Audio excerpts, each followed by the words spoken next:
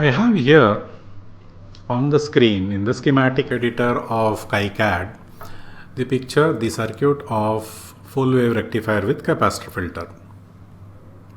We have built this and then we have also simulated this in ngSpice.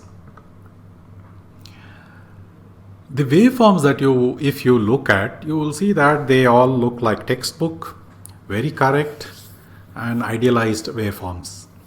But when you look at a real circuit, if I implement this as a circuit, rig up the circuit experimentally, physically, and then probe the various node points using an oscilloscope probe, see the current waveforms on an oscilloscope, you will see that it is much different from what you see on the simulation. So it is there is something lacking that we are not able to get the exact waveform. So in order to see that we get closer and closer to the actual waveform, the practical waveform, we should try to understand what is it that we are missing in this idealized circuit.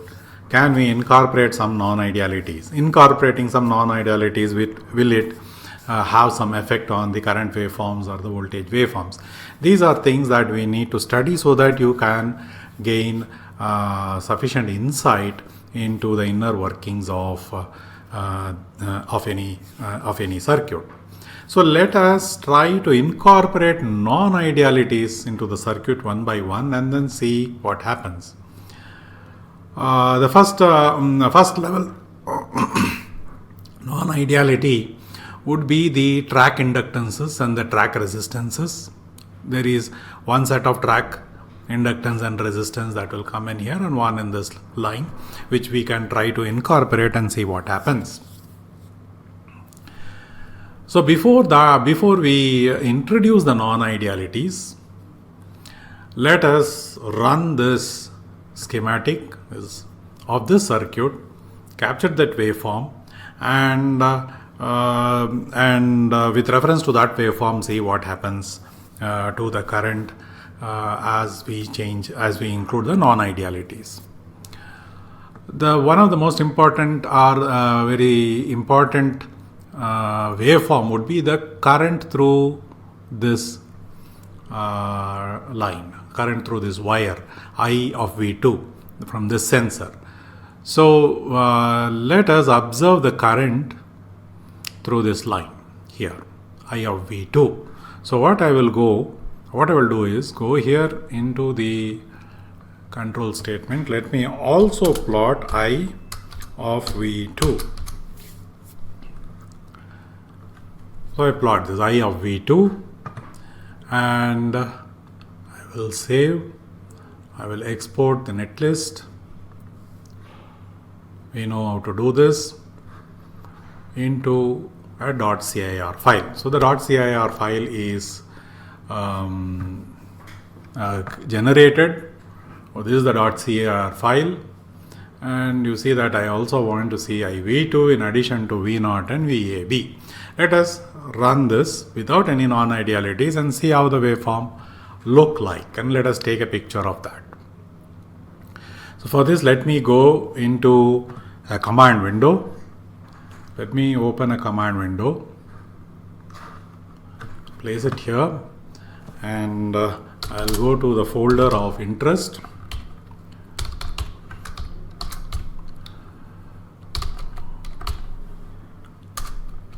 Yeah, so here I will call ngSpice and this one, full wave rect.cir.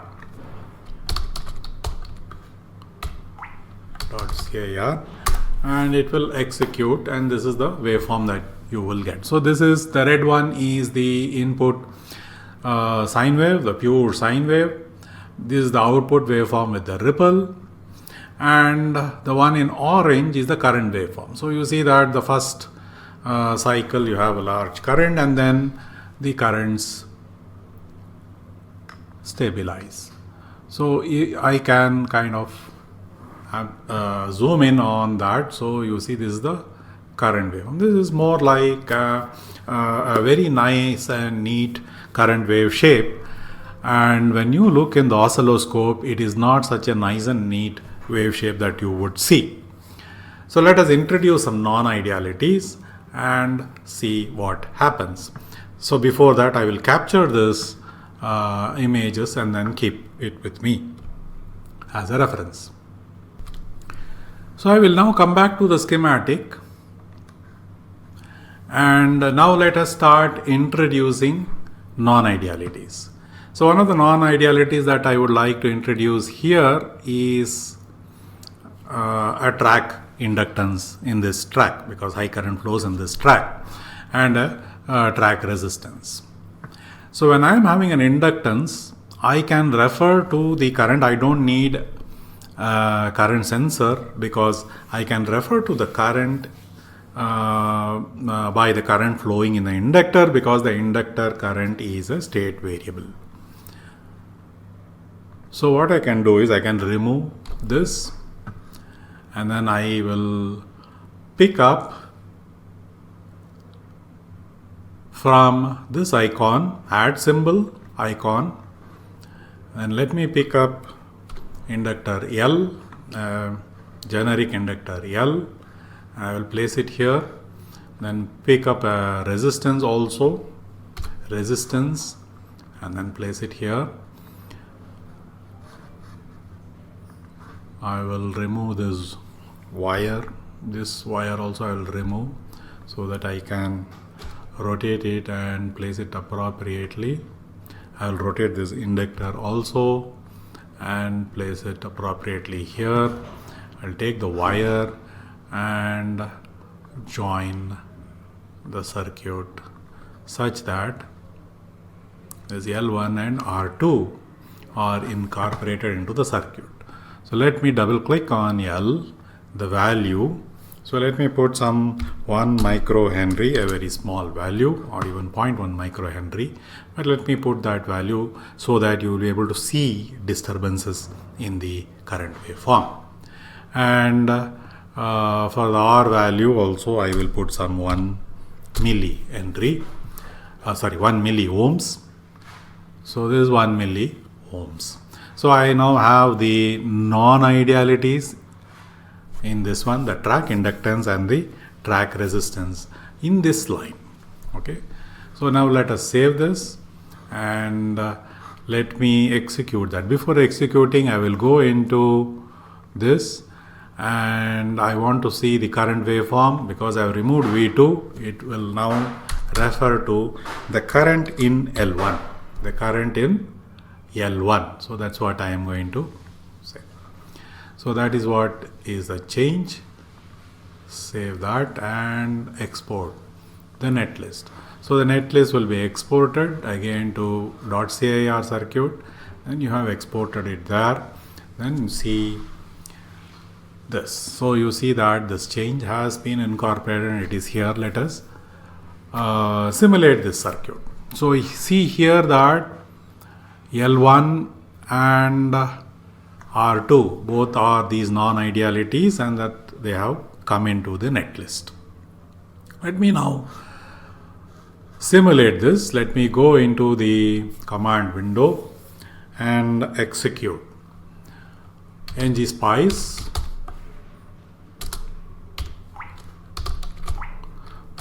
full wave rectifier.cir, and you see that this is the execution that you will see. Let me zoom in. If I zoom into this current waveform,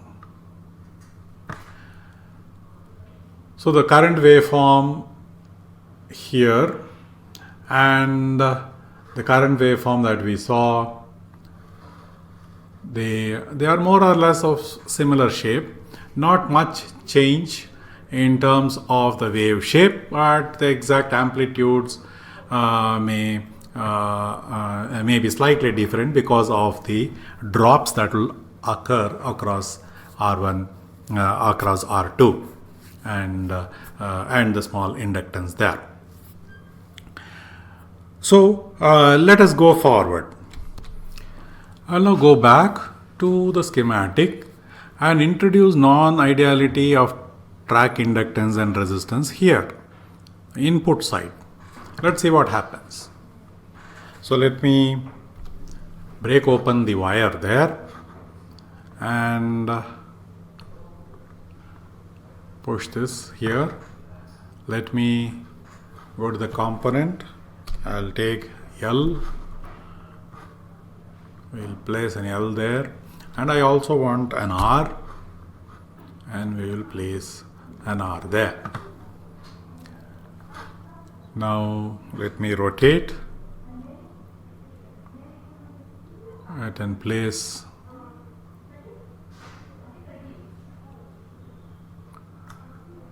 let me rotate R also and place it here. I will take the wire icon, join them, connect them up properly so that you now have the non-ideality L2 and alt R3. We need to give some values. Let us put in some values here.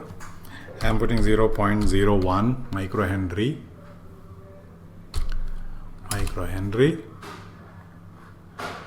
and very small 0.1 milliohms.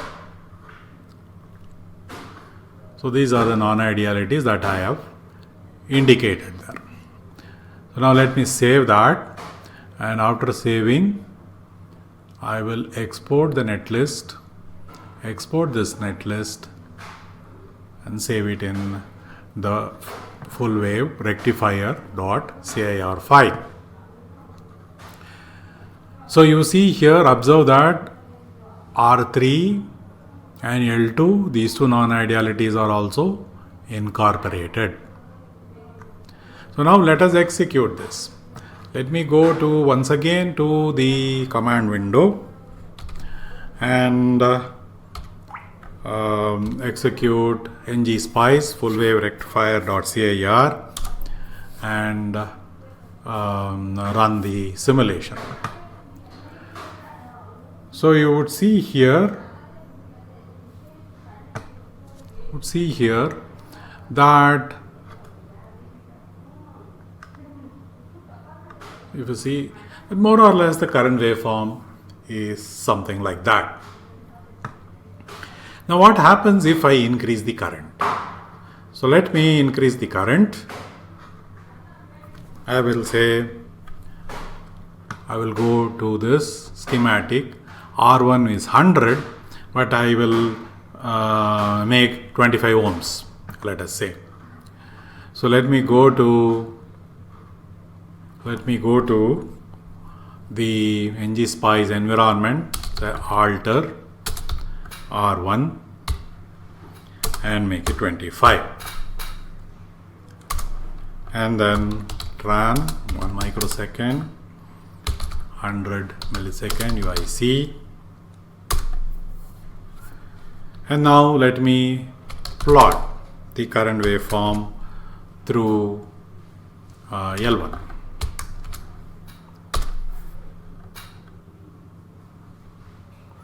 So you see, this is the current waveform that you would see in L1.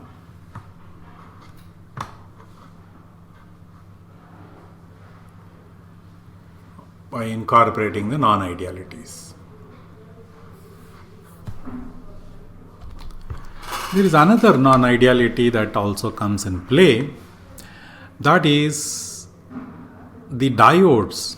You see that the diodes are never exactly the same. So during the positive of one set of diode, this and this will be in play, they will be on. And during the negative, you will see that this and this diode set will be on. But there can be a difference in the dynamic resistance of this diode, this diode set with this diode set, and then you can get differences in the current waveforms due to those non-idealities. So we can emulate that by putting a resistance here and a resistance here, so that one set will see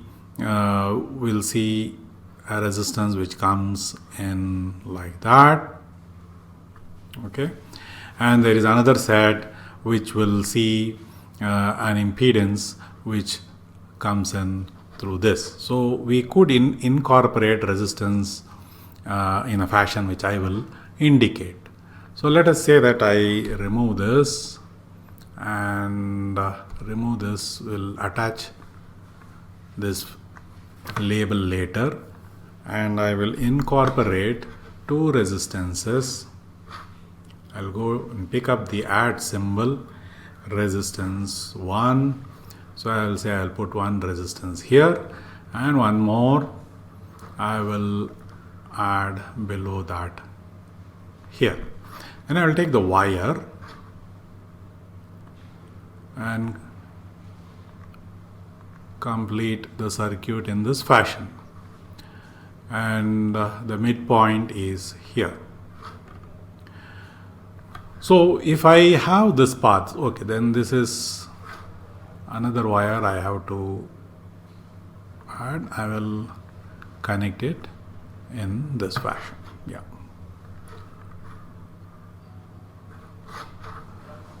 So here